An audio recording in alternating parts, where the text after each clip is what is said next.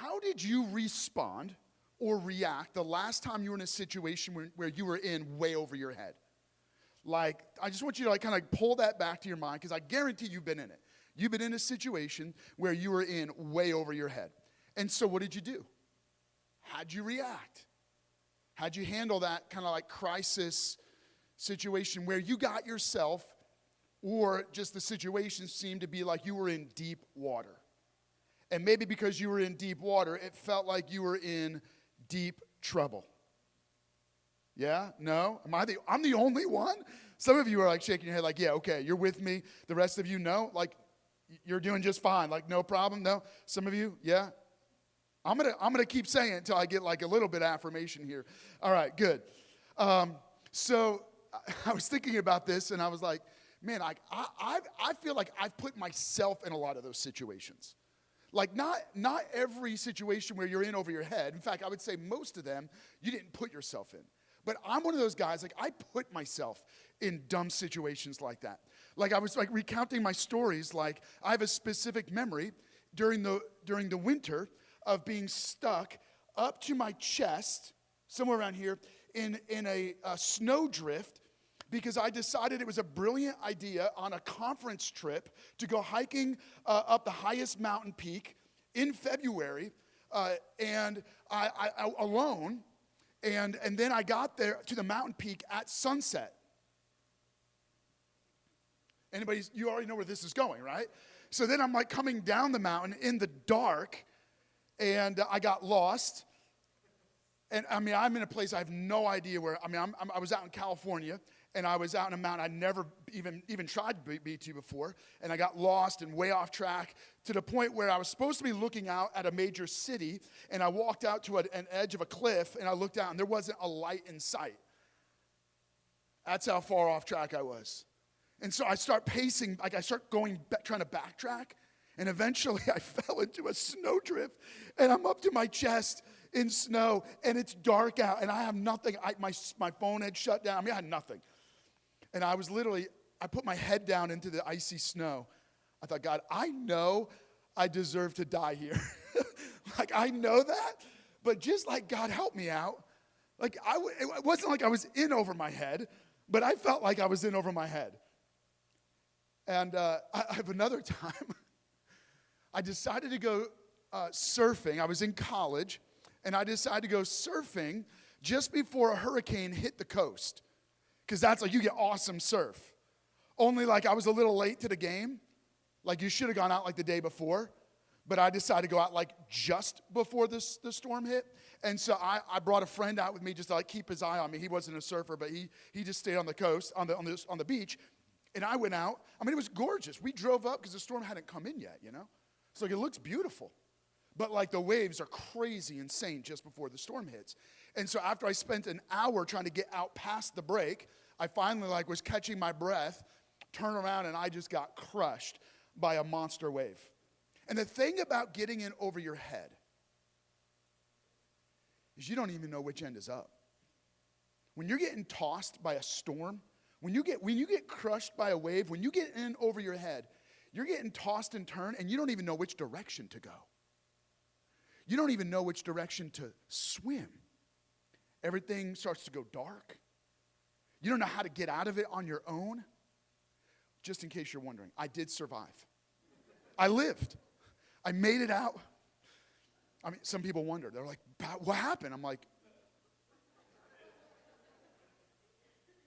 you struggling here? All right, so just want to let the suspense go. I did make it out. But, you know, you've been there. It's not just that you're in over your head. It's that you're getting tossed and turned. You don't know how to get out. You don't know which direction to go. And for me, I hit bottom, and I had to push up from there. So what about you? How did you respond recently when you were in over your head? What got you into it? Maybe you're like me, and you put yourself in dumb situations that go from bad to worse, and then you feel heroic when you figure out a way out, or you're crying out to God saying, God, I made this dumb decision, now would you help? But other times, just life has a way of getting you in over your head, doesn't it? And that's where Jesus' friends found themselves. They were riding the euphoria of Jesus' ministry. As Jesus is preaching, crowds are gathering around Jesus. I'm talking crowds of like tens of thousands. And these are Jesus' right-hand men. Like these are going to be the generals when he overthrows Rome. They're going to be the commanding officers of the nation. They know it. They can feel it. Tens of thousands of people flocking around Jesus. And he speaks healing into broken bodies. He does miracles like people coming back to life. And Jesus is preaching to all these crowds, and he gets exhausted. And then he gets news that his cousin John, the Baptist, the baptizer, was put to death by Herod. And that's like a gut punch. And so Jesus and his friends, they get in the boat, they go out for a sail. They cross over to the other side of the lake. Jesus performs a miracle over there. Everywhere he goes, the crowds just follow him. So he goes back in the boat and crosses back across the lake, where the crowds immediately surround him, probably a crowd of 20 to 25,000 people. The story records that there was about 5,000 men. But these families are like my family, like lots of kids. I have 6 kids. I mean, that would have been a small family in this, 2,000 years ago in Jewish culture, right? So you got 5,000 men plus their wives, plus all their bunches of kids. And so probably a crowd of at least 20, 25,000 people. Jesus is preaching late into the evening. The people are hungry. His disciples say, send them away so they can go get something to eat. Instead, Jesus throws a banquet feast for everybody, using a little kid's lunch.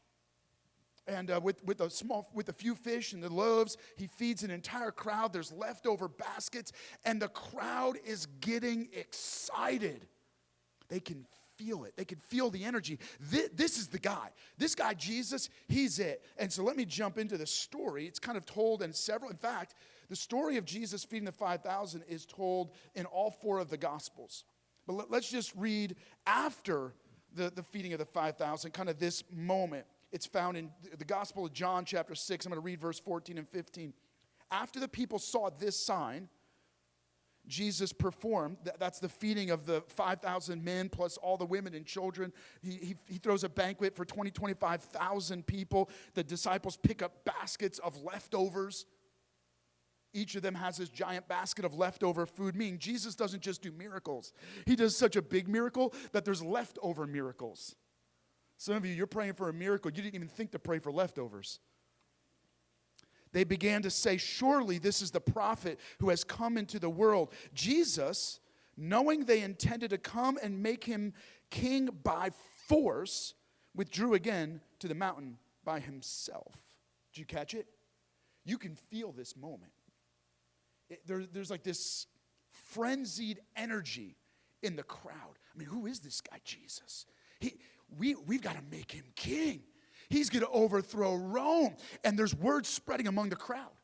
It makes its way to the disciples. I mean, these guys are going to be they're going to be the commanding officers. They're going to be the leaders that Jesus delegates his authority to.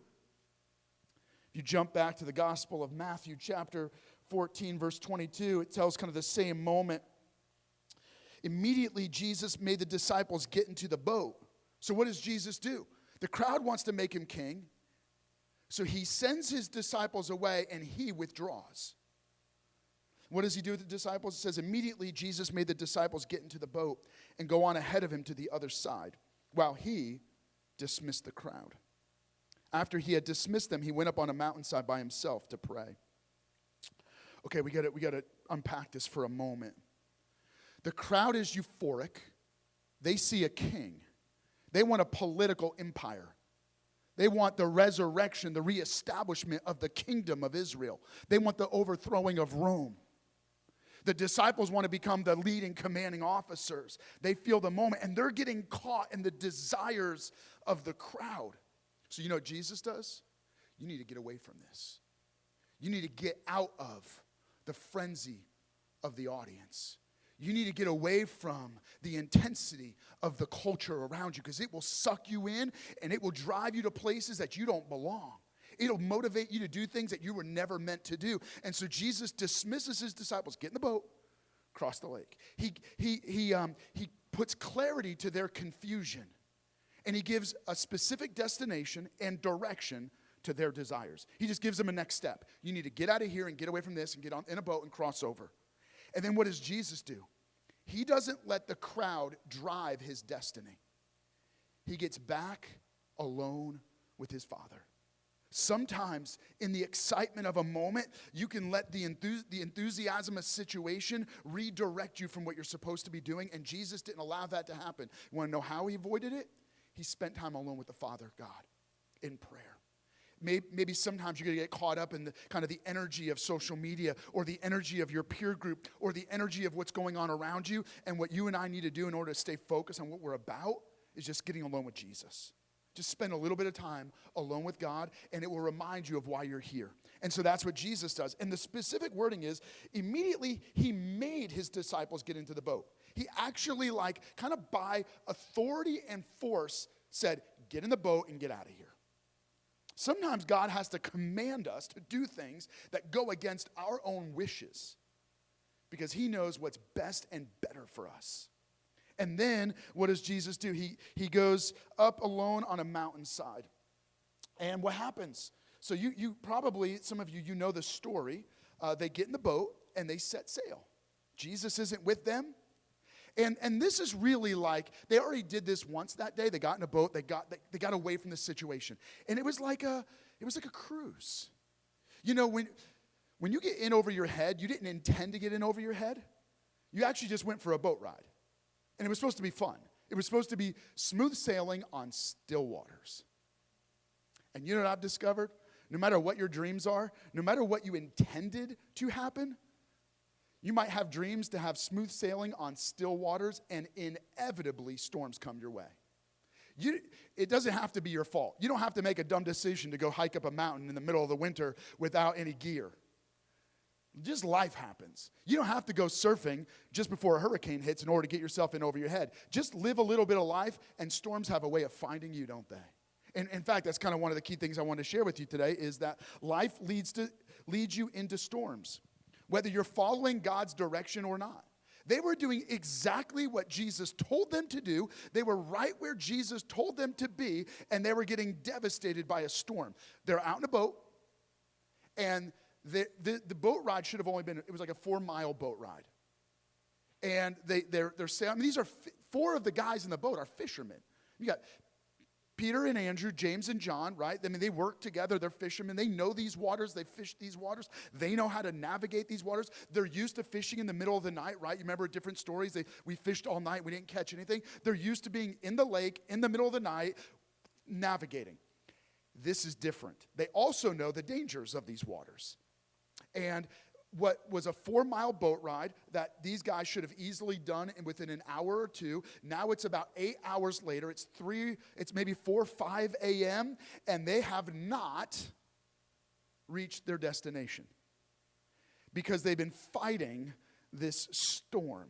And what I know is that life will lead you into storms, whether you're following God's direction or not. It will get you into trouble.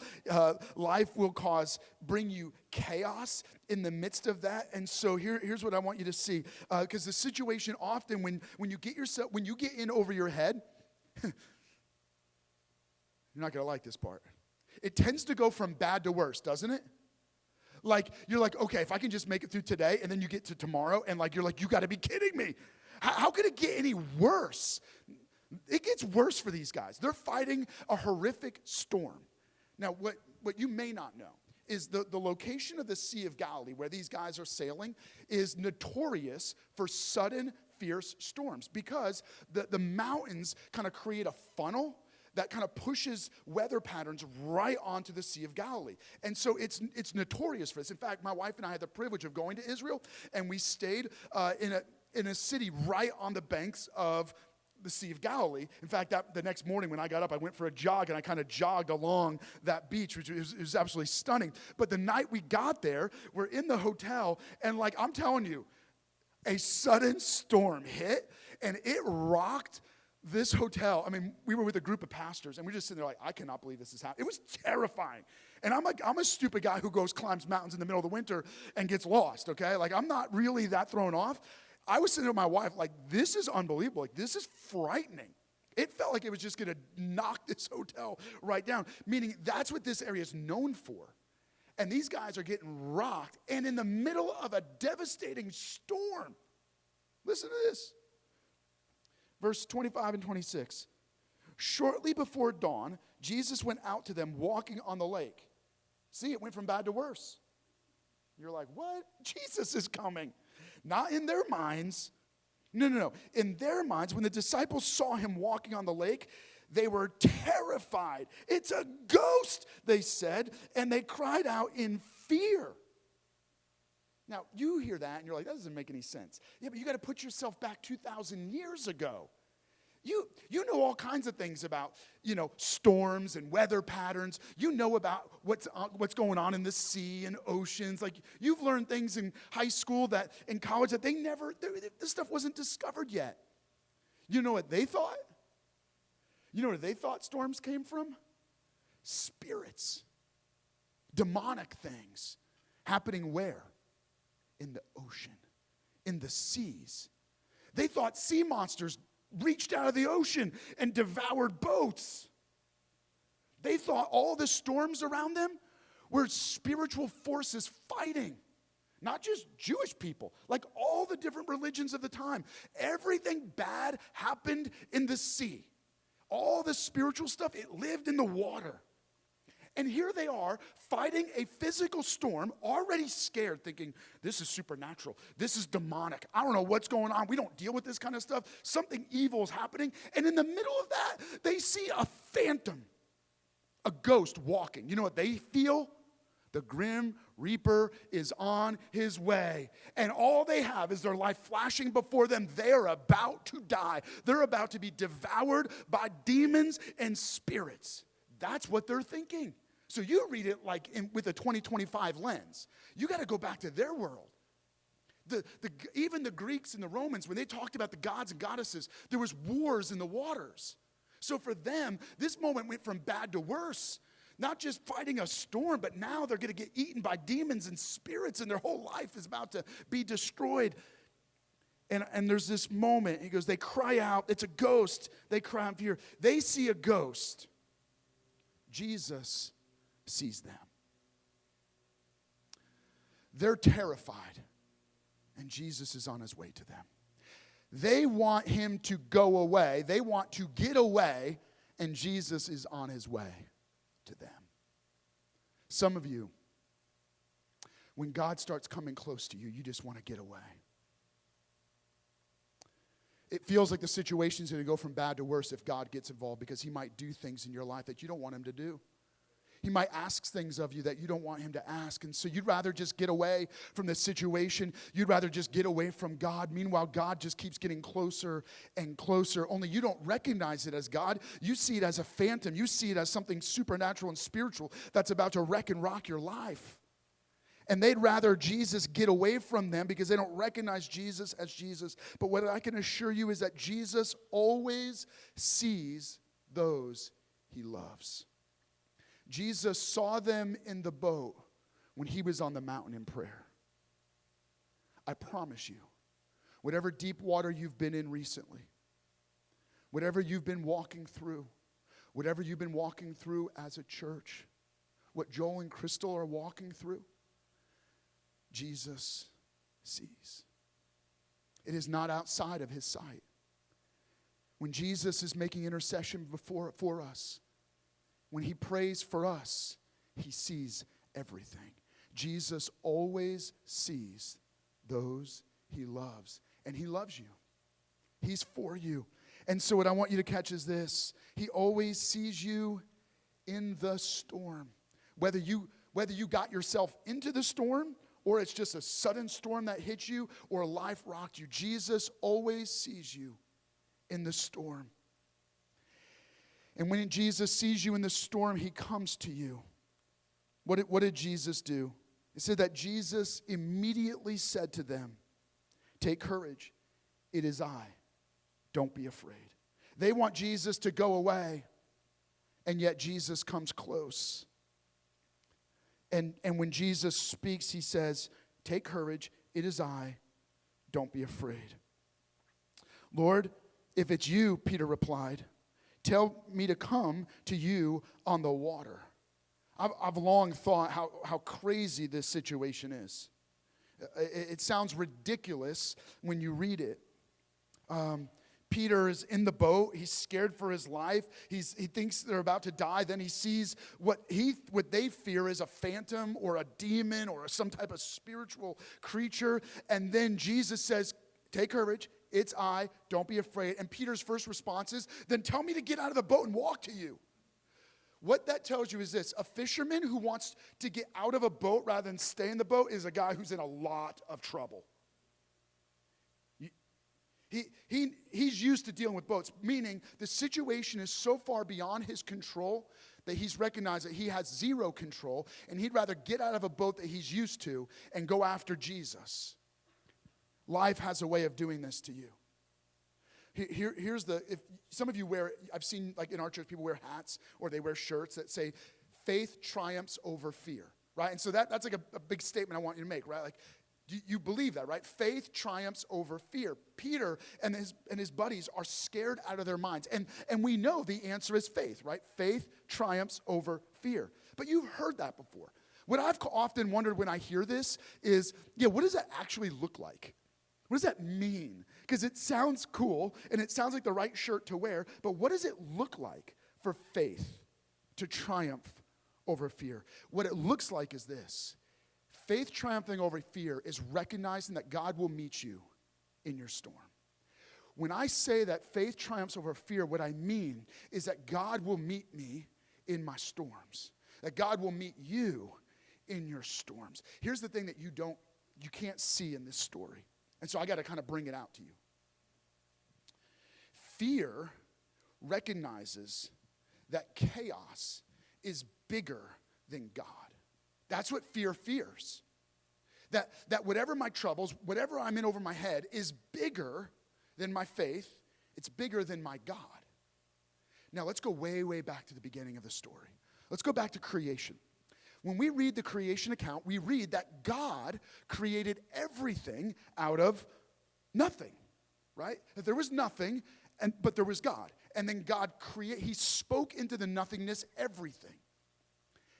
We have a God who can take nothing and turn it into everything. But it's not just that. If you continue to read the story, it says that the Spirit of God hovered over the waters. And so there's this feeling, there's this sense that at the beginning, there was not just nothing, there was chaos. There was disorder, and God's creation process was speaking everything from nothing and turning chaos into calm, and He ordered the disorder. And wherever God shows up, some of you are going to jump ahead in the story because you know what Jesus is going to do to the storm. But wherever God shows up, He has the ability to speak something into the nothing. Some of you have nothing and you need God to speak something into it. But God doesn't just speak something into nothing. He has the ability to order what is disorderly, and He has the ability to calm chaos. Why does that matter? Because what God did at the very beginning was, because He showed up in the disorder, creation came into existence because God ordered what was otherwise disorderly. And every time God shows up, that's what He does in your life. He takes chaos and He turns it into calm. He takes things that are out of control and disorderly, and through His Spirit, He begins to order it. Now, what does sin do? Sin is something that lives inside of every one of us, and it wreaks havoc in the world around us. Sin is the disregard of God. Sin is doing the opposite of what God wants, right? Sin is this corrupting force that lives inside of us that sabotages God's best work in our life. You know what sin does? Sin reverses the creation experience. Sin turns things that are orderly into disorder. Sin turns calm into chaos. Sin takes something and disintegrates it into nothingness. You know that sin is at work in your life when calm situations become chaotic. You know that sin is at work when orderly things become disordered. Our lives have a bent against God toward disorder and chaos and nothingness. It's as if the creation experience is being reversed in our life every time we slump into and fall into sin. But what does God do? God sees us in our storms. He sees us even in our sin storms, and he begins to come to us. I hope that what you're getting is this, that God meets us in our storms, even if it's storms of our own making. Now, let me read a little bit more of a verse to you, because this is amazing. This is like, hopefully this gives you like an awesome encouragement. Mark chapter 6, verse 48. Again, this same story is being told. He saw the disciples straining at the oars. Some of you have been straining at the oars. Some of you have been struggling in the storm. You're trying to do it in your own strength. Why? Because the wind was against them. Shortly before dawn, he went out to them walking on the lake. You're like, wait, I've already heard this. Yeah, but you missed this one line. He was about to pass them. He was about to pass by them. I have read that so many times and thought that is one of the stranger verses. Jesus saw them. He walks out to them, but then he's going to pass by them? Like he's just going to ignore them? What's going on here? And so what I want you to catch is this. It's not that Jesus is going to walk by them and ignore them. The wording here is very unique and specific. And if you've read the Bible, you've read this phrase before. So let me give you kind of the nugget. God sees you in your distress. When you're straining at the oars, when you're struggling to get out of the storm in your own strength, God sees you. Here's what this means. So it says Jesus is about to pass them by. When you read that, what I want you to recognize is this is Mark's way of reminding you of what God did with Moses, what God did with Elijah. Now, some of you don't have a background for this, so it doesn't mean much to you, so I'm going to give you this story. Moses is scared of. He's the guy who was that God raised up to deliver the nation of Israel out of slavery. And so they cross over the Red Sea, and they're out in the wilderness waiting to go to the promised land. Moses goes up a mountain to encounter God. And he says, God tells him, I'm going to lead you to the promised land, only I'm not going to go with you. And Moses says, if you don't go, we don't want to go. In fact, God, show me your glory. And so God says to Moses, I'll show you my glory. I'm going to tuck you into a rock, and I'll pass you by. And then the story reads that God was about to pass him by. God was going to reveal his glory to them. Elijah, scholars believe that, so this was Mount Sinai with Moses. Scholars believe that where Elijah went, so a similar story. It's called Mount Horeb. Many of them think it was the same mountain. And God, Elijah is in over his head. He comes along later. He's one of the prophets. He calls down fire from heaven on Mount Carmel, and he has this great victory against the false gods of Baal, right? There's this crazy kind of duel between God and these false gods.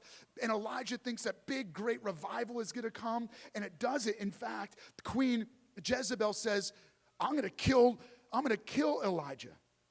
Brokenhearted because the moment didn't lead to revival, Elijah runs in discouragement.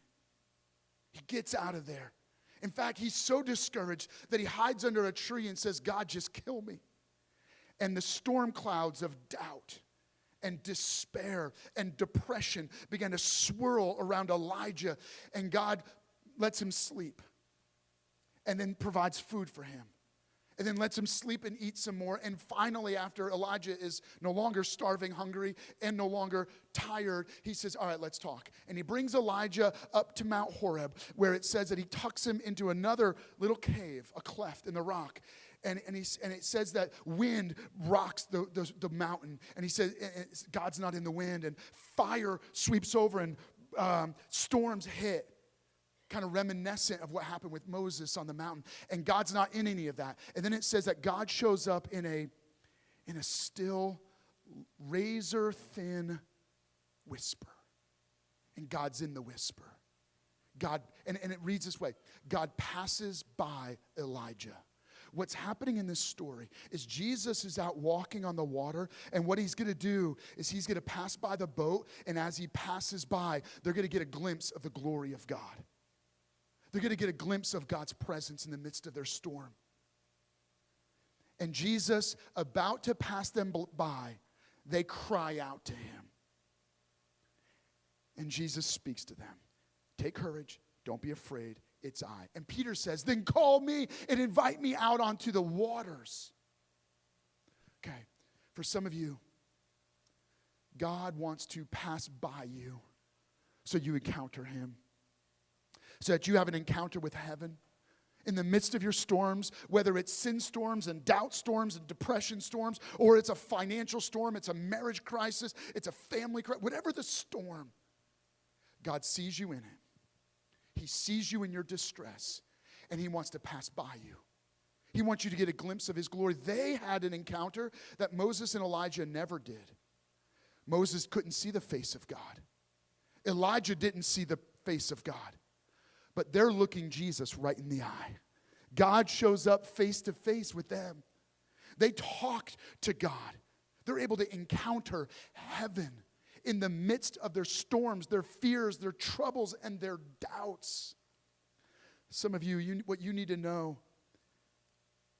is that Jesus came expressly to meet you in your storms. Because every one of us have had spiritual storms, sin troubles. In fact, it was such a great storm that it was going to cost us everything in eternity, an eternal death far from God. And so what did God do? He entered into our spiritual storms and became one of us. He walked on the waters of our storms and met us in our troubled lives. How?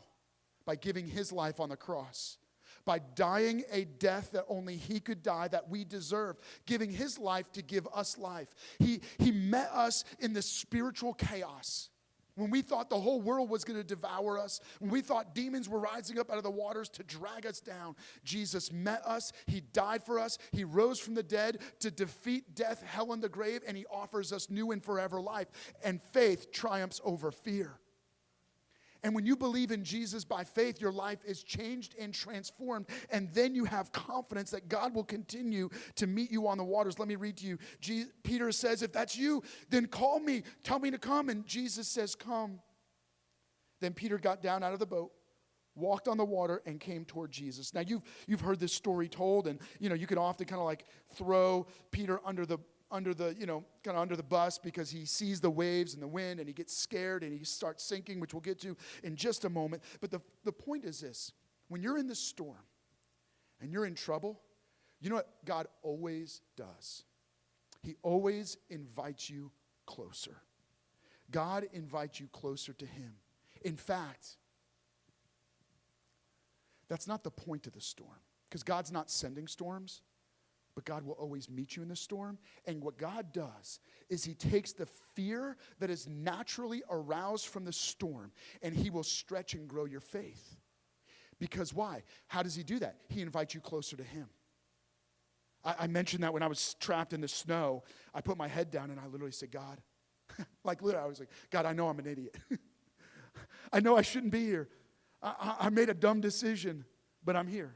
Help. And I will tell you, in that moment, God gave me some kind of supernatural courage to literally go the opposite direction of my instinct, and that's actually how I got out of the situation. I thought I should keep going this way, further and further, and I just felt like this problem, no, go that direction. And no joke, I hiked about a mile, and boom, there was the light of like the lodge that was where the lift was that was going to get me back home. And sometimes in those desperate crises, storm situations, what it does is it causes us to lean in and get closer to God. Even if that means getting out of a boat that you're comfortable with, it means getting closer to Jesus. Every storm you face will invite you to get closer to Jesus. Have you allowed the crisis, the storm, the struggles, the financial hardship, the diagnosis, the heart surgery, the devastating loss, have you allowed it to invite you closer to Jesus, who doesn't necessarily always calm storms? He doesn't always, right? Peter didn't go to Jesus because the storm was calm. It was because it was chaotic. He'd rather be with Jesus in the chaos than alone, than with his buddies in the boat. And what God does is he invites us closer to him every time. I don't care if you have to put your head down on the snow, or when I was hitting my face against the sand under the wave, crying out, like not verbally crying out to God, but like in my heart, crying out, God, help. Or whatever other storm you're in. Is it inviting you closer to God? Here's what you will discover. Every empty season is a reminder that there's more of God for you. Every spiritually dry season is a reminder that God can invite you into deeper relationship with him. Every storm tells you that God is your anchor. He is your safety, and he invites you to come to him. So what does that look like? Matthew chapter, I'm going to read verse 30 and 31. But when he saw the wind, he was afraid and beginning to sink. He cried out, "Lord, save me." Immediately, Jesus reached out his hand and caught him. "You have little faith," he said. "Why did you doubt?" Jesus catches hold of Peter, and what you discover is this: faith strengthens you to face your troubles. Peter is learning that whatever the storm is in his life, he's going to reach out to Jesus. Because the day is going to come when Peter is going to face death in the name of Jesus. And you know what he was going to do in that moment? Like a storm cloud raging or a storm pulling him down. Again, in another moment, he's going to see Jesus and he's going to reach out to Jesus in the midst of the waves. This was a teaching moment, a moment where his faith had to be strengthened to reach out to God while you're facing your troubles. For you, whatever you've been through before was a strengthening moment to learn to reach out to Jesus when you're facing your troubles. See, what faith does is it produces courage.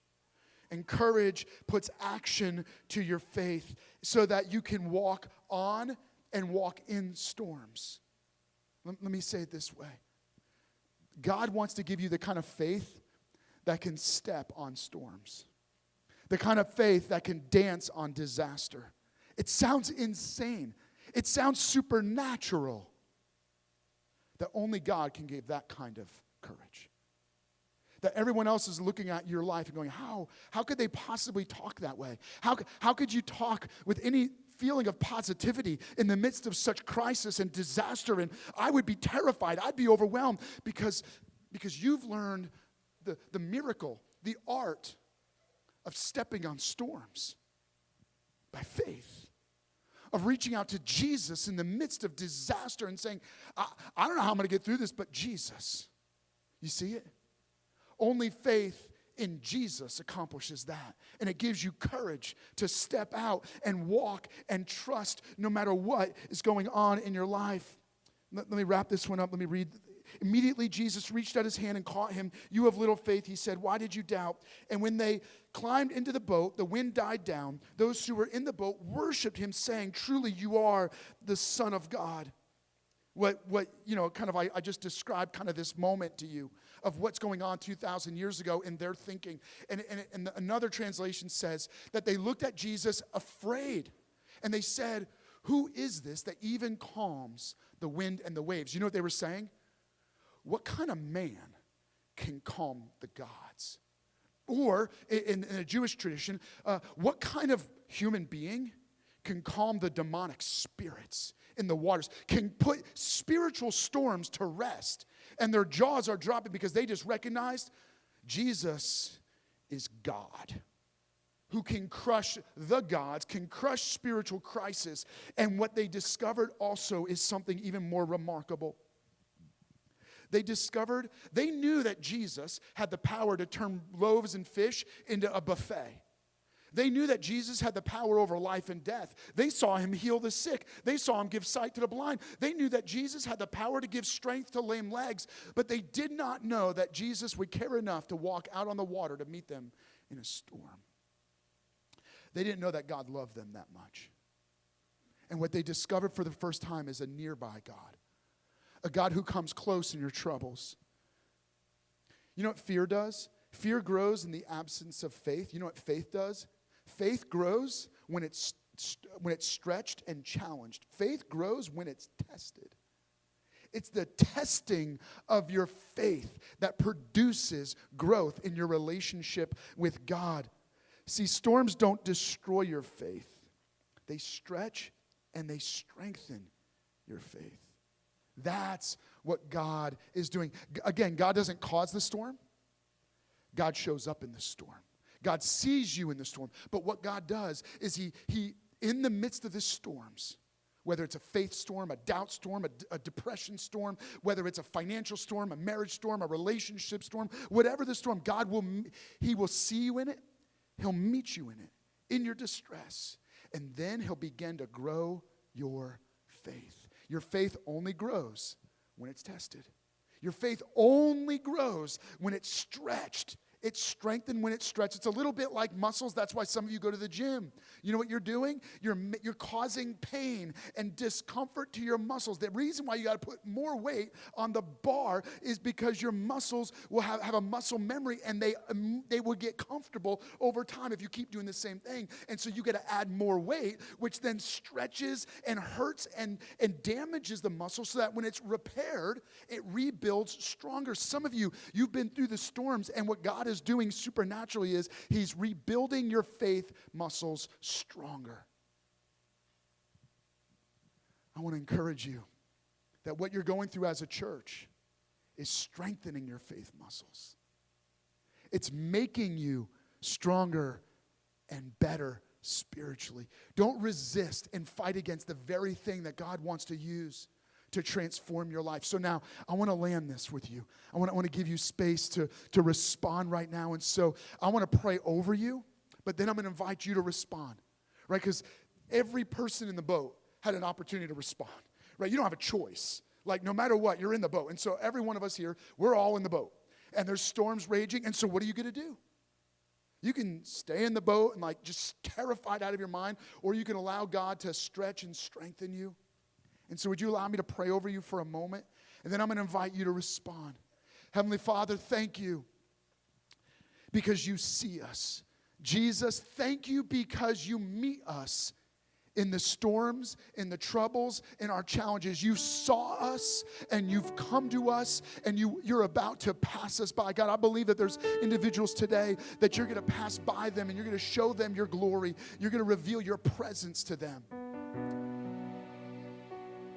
Lord, I pray that every individual, they know the storms that they've walked through, the deep water they've gotten themselves into, or they've gotten trapped in.